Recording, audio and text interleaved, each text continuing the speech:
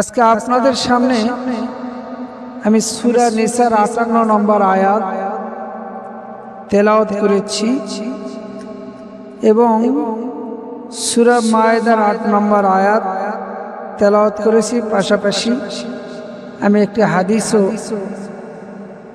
তেলাওয়াত করেছি। আল্লাহ তাআলা যদি তৌফিক দান করেন তো এই আয়াত কারিমা এবং হাদিসের উপর কিছু আলোকপাত করার জন্য আল্লাহ পাকের দরবারে তৌফিক চাইতেছি। আল্লাহ তাআলা যেন কিছু বলার তৌফিক দান করেন এবং শূন্যওয়ালা বলনেওয়ালা উভয়কে আল্লাহ যেন আমল করার তৌফিক দান করেন, বলি আমিন।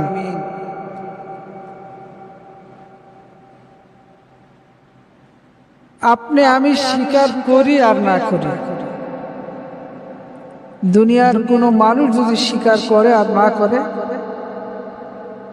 তা তো আল্লাহর কিছু যায় আসে না, আসে কি? তো সমস্ত কিছুর মালিক তো ওই আল্লাহ সুবহানাহু ওয়া তাআলা, যিনি আপনাকে আর আমাকে দুনিয়ায় পাঠিয়ে দিয়েছেন চিরস্থায়ীভাবে থাকার জন্য নয়। আপনার আমার যে আসল বাড়ি, আসল ঠিকানা, সেইটাকে উদ্ধার করার জন্য আল্লাহ দুনিয়ায় পাঠিয়েছেন। প্রত্যেকটা জিনিস দুনিয়াতেও যদি আমরা কিছু করি সেগুলো আমাদের, আমরা দুনিয়ায় কেউ যদি কারো কিছু করি তো সেখানে আমরা একটা বিনিময় ছাড়া করি না, করি কি? হ্যাঁ, বলতে পারেন যে হুজুর আমি একজন ব্যক্তিকে নিঃস্বার্থভাবে 10 টাকা দান করেছি। না, নিঃস্বার্থভাবে করেন নাই। আপনি আলেম ওলামাদের কাছে শুনেছেন বা হাদিস কোরআনে নিজে পড়েছেন, যদি কাউকে আমি দান করি তো এর দানের যাজা আল্লাহ দুনিয়াতে হোক আখিরাতে হোক, দুনিয়াতেও দিবেন আখিরাতেও দিবেন। এই যে একটা বিনিময়, আমি কিন্তু ওই আখিরাতের বিনিময়ের কারণেই 10 টাকা একজন ব্যক্তিকে নিজের মাথার ঘাম পায়ে ফেলে অর্জন করে অর্জিত সম্পদ একজনকে দিয়ে দিচ্ছে। এটা এমনি এমনি দেয় নাই, নিশ্চয়ই পরকালের আশায় যে এটা দান করলে আর সদাকাতু তারাদ্দুল বালা, দান করলে আল্লাহ তাআলা তার কি করে দেন, বিপদ আপদ দূর করে দিবেন। তো আমার বড় বিপদ তো কিয়ামতের বিপদ, ওই বিপদ থেকে আল্লাহ তাআলা এই দানের উসিলে আমাকে মাফ করবেন। এখানেও আমি একটা বিনিময়ের আশা করি না, করি না? তাহলে নিঃস্বার্থভাবে কেউ কোনো কিছুই করে না, তো আল্লাহ তাআলা বান্দাকে জান্নাত দিবেন কিছু বিনিময়, এমনি এমনি নয়। ওই আল্লাহ আপনাকে আমাকে দুনিয়ায় পাঠিয়েছেন যে তোমরা আমার হুকুম মতো কিছু কাজ করো, তাহলে দুনিয়ায় যে সুখের আশায় তোমরা এত কিছু করো, মনে রেখো এই দুনিয়ার সুখ আর এই দুনিয়ার শান্তি, দুনিয়ার বাড়ি গাড়ি সুন্দর যা কিছু দেখছো, আমার জান্নাতের কাছে এগুলো কিচ্ছু না। আল্লাহর জান্নাতের কাছে কি এগুলো কিছু?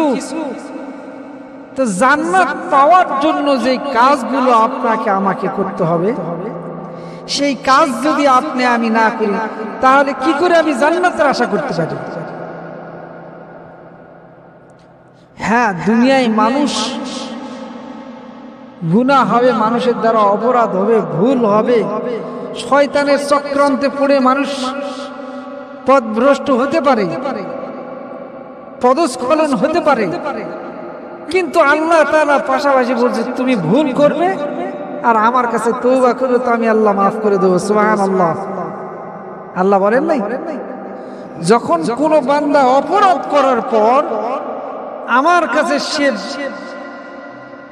নিবেদন করে আর যখন সে নিজেকে ছোট মনে করে, অনুতপ্ত হয়, আর আমার কাছে যখন সে বলে আল্লাহ অপরাধ করেছি, অন্যায় করেছি, আল্লাহ আমি তো তোমারই বান্দা, তুমি যদি জান্নাতে আমাকে দাও তোমার কোনো ক্ষতি হবে না, আর যদি আমাকে তুমি জাহান্নামে দাও তবে আমি তো তোমারই বান্দা। কথা ঠিক না? আমি নিজ হাতে যখন কোনো একটা জিনিস গড়াই আর সেই জিনিসটা যখন ধ্বংস হয়ে যায়, আপনি বলেন আফসোস লাগে কিনা? আল্লাহ তাআলা ঠিক ওই রকমই বান্দাকে ভালোবাসে, যে বান্দা যখন বান্দাকে আল্লাহ তৈরি করলেন, সৃষ্টি করলেন, আর এই বান্দা যখন অপরাধ করে তা আল্লাহ কষ্ট পায়, কারণ অপরাধ করলে সে ধ্বংসের মধ্যে চলে যাবে। এমন অনেক বড় বড় অপরাধ আছে যে অপরাধগুলোর কারণে আল্লাহ তাআলা তার ওই বান্দার জন্য জান্নাতকে হারাম করে দিবেন, নাউজুবিল্লাহ। এমন কিছু অপরাধ মানুষ করে, মানুষের দ্বারা সংগঠিত হয়, যেই অপরাধগুলো করার কারণে জান্নাত কি হয়ে যায়, বান্দার জন্য আল্লাহ হারাম করে দেয়। যদি ওই অবস্থার উপর কি হয়ে যায়, ওই অপরাধ করে তওবা করেনি কিন্তু তার উপর তার মৃত্যু হয়ে গেছে, কিন্তু আমার আল্লাহ কত বড় দয়াশীল, যখন বান্দা অন্যায় করে, ভুল করে, অপরাধ করার পর যখন আল্লাহর কাছে চোখের পানিগুলো ছেড়ে দিয়ে বলে, মাবুদ অপরাধ করেছি, আমি তো তোমারই বান্দা, চোখের পানিগুলো যখন ছেড়ে দিয়ে আল্লাহর কাছে ডাক দেয়, আল্লাহ বলে, বান্দারে আমি আল্লাহ তোমারে ক্ষমা করে দিলাম। আল্লাহ ক্ষমা করে দেয়। তো অপরাধ, এই পৃথিবীর যেহেতু মালিক আল্লাহ, তো পৃথিবীর হুকুম, এই পৃথিবী চলবে কার নিয়মে? এক মানুষ ছাড়া পৃথিবীর যত জীব জন্তু জানোয়ার আছে সবগুলো আল্লাহর বিধান মতো চলে। কোন একটা পশু আল্লাহর নাফরমানি করে না, কোন একটা পাখি আল্লাহর জিকির ছাড়া থাকে না। প্রত্যেকটা পশু পাখির পুরা তাওয়াক্কুল আর ভরসা ওই আল্লাহর উপর আছে। সকালবেলা কিচির মিচির ডাক দিয়ে ঘর থেকে বের হয়, আবার সন্ধ্যার সময় পেট পুরে ওই তার নিড়ে ফিরে। কথা ঠিক না? কোনো কিছুই তার আবাদ টাবাদ নাই, কিন্তু আল্লাহ তাআলা তাকে খাওয়ায়, কারণ তারা আল্লাহর বিধান মতোই চলে। ওই জন্য তাদের হিসাব হবে না, হিসাব হবে আপনার আমার। কেন? আপনাকে আমাকে আল্লাহ তাআলা এরকম উন্নত মানের জায়গা তৈরি করে রাখছে দেওয়ার জন্য। আপনাকে আমাকে সম্মানিত করেছেন আল্লাহ তাআলা, আপনাকে আমাকে আশরাফুল মাখলুকাত বানিয়েছেন আল্লাহ তাআলা, সৃষ্টির সেরা বানিয়েছেন। কিন্তু আপনি আমি দুনিয়াতে সেই কথাগুলো বেমালুম ভুলে গেছি। আল্লাহ তাআলা বলতেছেন, ইন্নাল্লাহা ইয়া'মুরুকুম আন তু'আদ্দুল আমানাতি ইলা আহলিহা। নিশ্চয় আল্লাহ তাআলা তোমাদেরকে নির্দেশ দিচ্ছেন, তোমাদেরকে নির্দেশ দিচ্ছেন। কি নির্দেশ? তা আল্লাহ তাআলা নির্দেশ দিচ্ছেন যে তোমার কাছে যার আমানত আছে, আমানত, তো যে যার আমানত তার কাছে তোমরা সেগুলো কি করে দাও? পৌঁছে দাও, তাকে বুঝিয়ে দাও।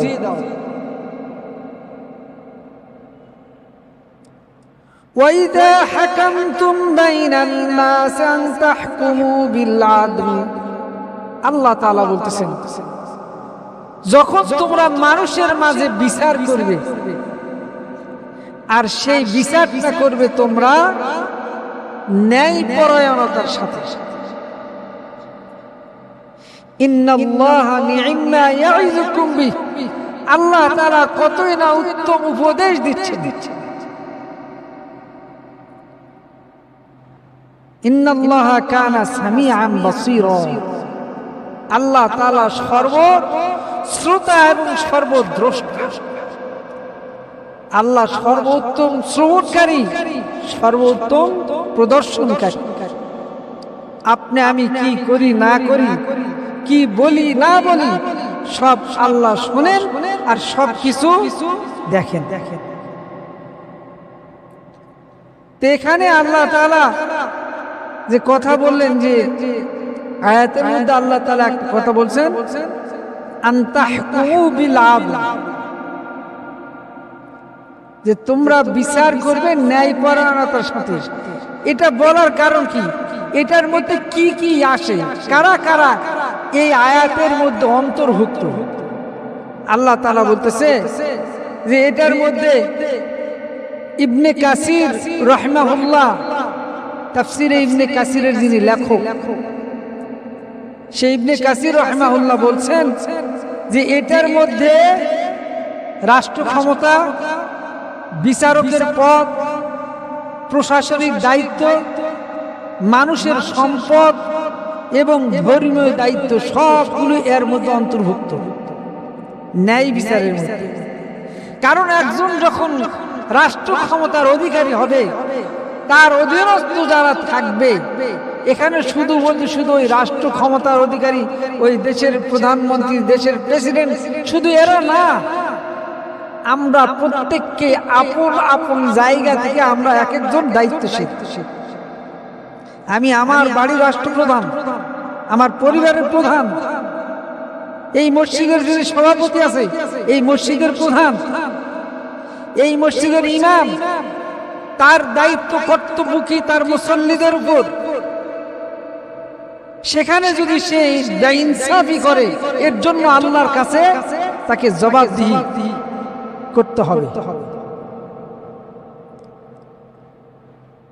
মসজিদের পরিচালনার দায়িত্বে যে সভাপতি থাকেন, তিনি এখানকার দায়িত্বশীল, এই সম্পর্কে তাকেও জিজ্ঞেস করা হবে। ওই প্রধানমন্ত্রী, ওই রাষ্ট্রপ্রধান, রাষ্ট্রপতি, তাদেরকেও জিজ্ঞেস করা হবে। বিচারকের পদে বসছে, বিচারক বিচার করতেছে মামু খালু দেখে, উপায় নাই, তুমি মামু খালু দেখে বিচার করতে পারবে না। কে ধনী, কে গরিব, কে বন্ধু, কে তোমার শত্রু, এটা দেখার কোনো সময় নাই। তুমি যখন বিচার করবে ন্যায়পরায়ণতার সাথে, হতে পারে সে হিন্দু, হতে পারে সে মুসলিম, হতে পারে সে খ্রিস্টান, হতে পারে সে বৌদ্ধ,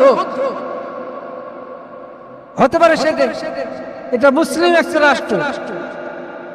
এই রাষ্ট্রের যখন বিচারের পদে বসে থেকে বিচার করবে, যদি সে মামু খালু চিন্তা ভাবনা করে, যদি মনে করে এই তো ইন্ডিয়ার মানুষ বাংলাদেশে আছে, বাংলাদেশের পক্ষে রায় দেয়, তাহলে সে কি করলো? ন্যায়পরায়ণতার ভিত্তিতে বিচার করলো না। আল্লাহ তাআলা কি বলছেন? যে তোমরা বিচার করবে কি? কোরআনের মাধ্যমে, আমার কালাম দ্বারা বিচার করবে। আল্লাহ তাআলা বলছে আমি যা নাজিল করছি তা দিয়ে তোমরা বিচার কার্য করবে। কারণ আল্লাহ হলো ন্যায় বিচারক। আল্লাহর বিচার সবচাইতে কি? ন্যায় বিচারক। আহকামুল হাকিমিন, ফামান ইয়ামাল মিসকালা যাররাতিন খায়রান ইয়ারা ওয়া মান ইয়ামাল মিসকালা যাররাতিন শাররান ইয়ারা। আল্লাহ তাআলা তো এমন বিচারক, যাররা পরিমাণ যদি নেক আমল হয় তারও প্রতিদান আপনাকে আমাকে দিবে, যাররা পরিমাণ অপরাধ যদি আমি করি সারো সাজার ব্যবস্থা আল্লাহ করে রেখেছেন। ইচ্ছা করলে আল্লাহর প্রতি যে আল্লাহর যেগুলো হক, মানুষের হক ছাড়া যে আল্লাহর হক নষ্ট করি, তা আল্লাহ ইচ্ছা করলে মাফ করে দিতে পারেন। কিন্তু মানুষের হক, এই যে আমি বিচার করলাম, এই যে আমার অধীনস্থ ব্যক্তি, তার প্রতি জুলুম করা, এই যদি জুলুম করে থাকি তাহলে আল্লাহর কাছে আপনাকে আমাকে জবাব দিতে হবে, কোনো কথা নেই। এই জন্য আল্লাহ তাআলা বলছেন ওয়াইদা হাকামতুম বাইনান নাস, মানুষের মাঝে যখন তোমরা বিচার করবে, কি বলতেছে? আনতাহকুমু বিল আদল, ন্যায়পরায়ণতার সাথে সেটা বিচার করবে। সেখানে চলবে না যে এটা আমার দলীয় লোক, এটা আমার অন্য দলের লোক, এটা আমার ভাই, এটা আমার গ্রামের অমুক, এটা আমার খালু, এটা আমার মামু, আর ও আমার কেউ নয়। এই সমস্ত মানুষের জন্য আল্লাহ তাআলা কি করেছেন জানেন? জাহান্নামকে কি করে দিয়েছে? হারাম করে দিয়েছে। আর একজন ন্যায় বিচারকের মর্যাদা আল্লাহ তাআলা কি রকম দিয়েছেন? তো ন্যায় বিচারক বলতে এখানে সর্বপ্রথম যেটা নিয়েছে ইমামুল আদিল, ন্যায়পরায়ণ বাদশা। তো এই বাদশা শুধু ওই প্রেসিডেন্ট এটাই না, যে যে জায়গায় যার দায়িত্ব আছে সেই জায়গার বাদশা সেই। তো এইরকম ব্যক্তির জন্য আল্লাহ রাসূল সাল্লাল্লাহু আলাইহি সাল্লাম একটা হাদিস বলেছেন।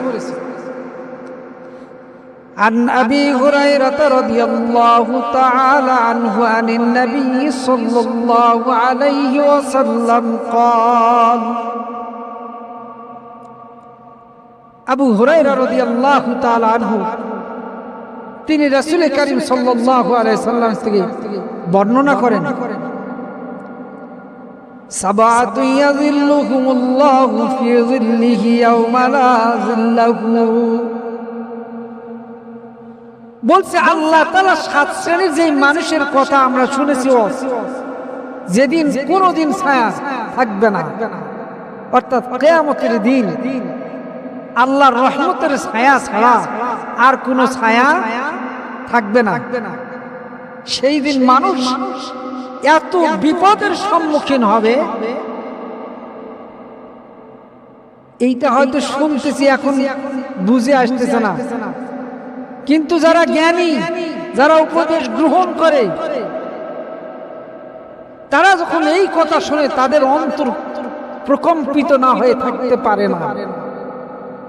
কিয়ামতের ভয়াবহ দৃশ্য মানুষের সামনে যখন আসবে, ওই বিভীষিকাময় পরিস্থিতি যখন মানুষ দেখবে, তখন পেরেশান হয়ে যাবে, হায় রে, দুনিয়ায় কেন আমি ভালো আমল করিনি। আজকের এই কথাগুলো সেই দিন মনে পড়বে, আর যারা আজকের এই কথাগুলো শোনার পরে আমল করবে, সেই মোতাবেক নিজের জীবনকে গঠন করবে, সেই দিন তারা লা খাউফুন আলাইহিম ওয়ালা হুম ইয়াহজানুন, তাদের কোনো ভয় থাকবে না, তাদের কোনো চিন্তাও থাকবে না। মানুষ হিসাব নিকাশ নিয়ে পেরেশানের মধ্যে থাকবে, আর সে নূরের টিলার উপর বসে থেকে আনন্দ ফুর্তি করবে। এই তৌফিক কে দিবে? আল্লাহ সুবহানাহু। তাহলে একজন ন্যায়পরায়ণ বিচারক সর্বপ্রথম ওই কিয়ামতের বিভীষিকাময় অবস্থা, যেদিন কোনো ছায়া থাকবে না, সেই দিন আল্লাহর রহমতের ছায়া দিছে ওই ব্যক্তিকে আল্লাহ তাআলা স্থান দিবেন। 1 নম্বর ব্যক্তি, যার মধ্যে কি আছে? ইনসাফ আছে, যার মধ্যে ন্যায়পরায়ণতা আছে, যার মধ্যে সত্যবাদিতা আছে, যে অন্যায় করে না, নিজের সন্তান হোক আর অপর কেউ হোক, বিচারের ক্ষেত্রে কোনো উচ্চ-নীচ করে না, সমান বিচারের ক্ষেত্রে সকলকে সমান নজরে দেখবে। তো এইগুলো যদি আপনি আমি শুধু মনে করি 5 ওয়াক্ত নামাজ পড়লাম, হজ করলাম, যাকাত দিলাম, রমজানের রোজা থাকলাম আর জান্নাত পেয়ে গেলাম, অসম্ভব।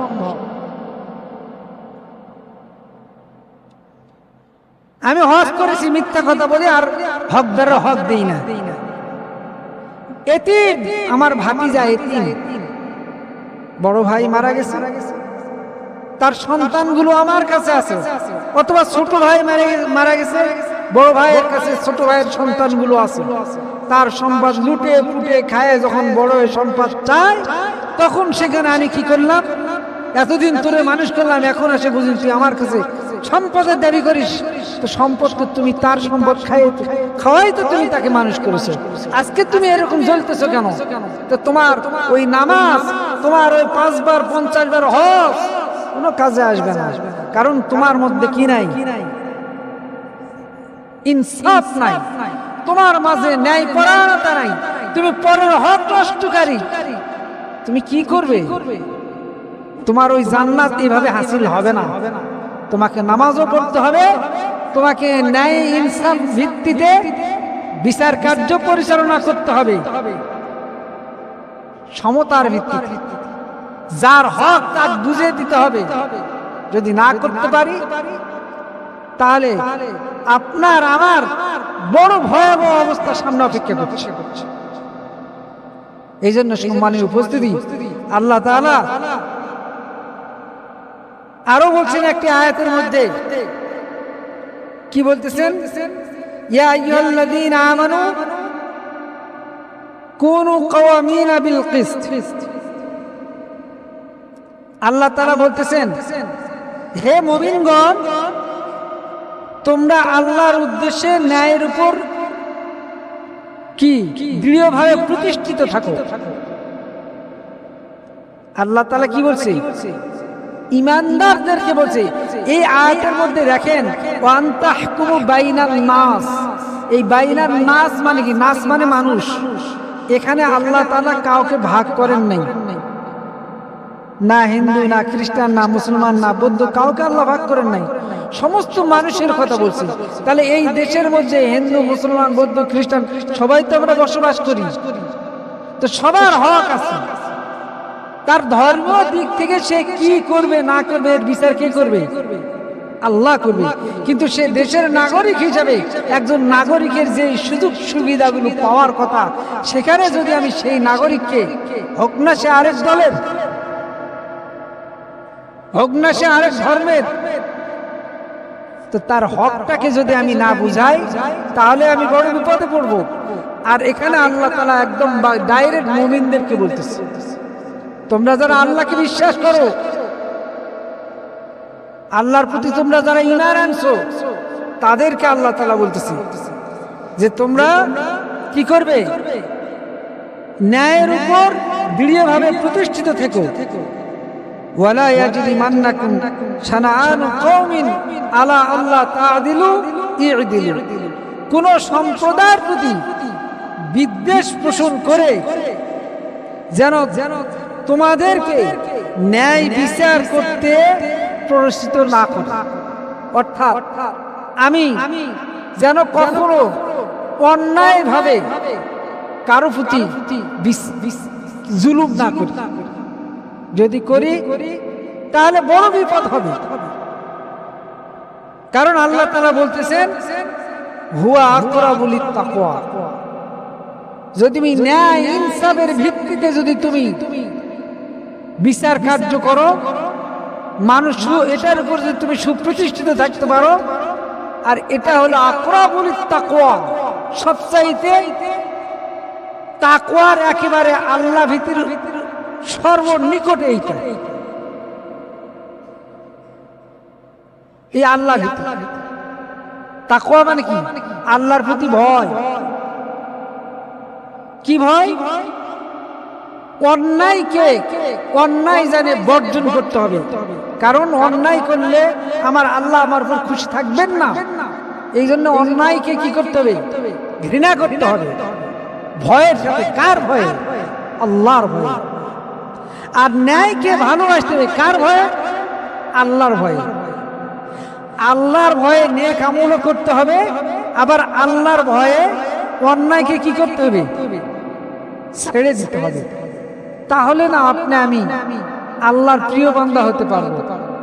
এই জন্য সম্মানিত উপস্থিতি, আল্লাহ তাআলার আরো যেটা একটা হাদিসে আসে, আন মুগাফফালিন ইবনে ইয়াসার রাদিয়াল্লাহু তাআলা আনহু قال سمعت رسول الله صلى الله عليه وسلم يقول ما من عبد يسترعيه الله رعيته يموت وهو غش لرعيته إلا حرم الله عليه الجنة. আল্লাহ রাসূল সাল্লাল্লাহু আলাইহি সাল্লাম বলেন, এই হাদিসটা বুখারী এবং মুসলিম শরীফের মধ্যে আসছে। উপরের যে হাদিস বললাম সেটাও বুখারী এবং মুসলিমের হাদিস, সহিহ হাদিস। বুখারী এবং মুসলিমের মধ্যে যখন হাদিস আসে তখন বলা মুত্তাফাকুন আলাই। যখন কোনো বর্ণনাকারী আপনার সামনে হাদিস বলবে, যখন বলবে মুত্তাফাকুন আলাই, তখন আপনি বুঝবেন এই হাদিসটা বুখারী এবং মুসলিমের মধ্যে দুইটা হাদিসের কিতাবে হাদিসটা আছে। তো এখানে বলতেছে যে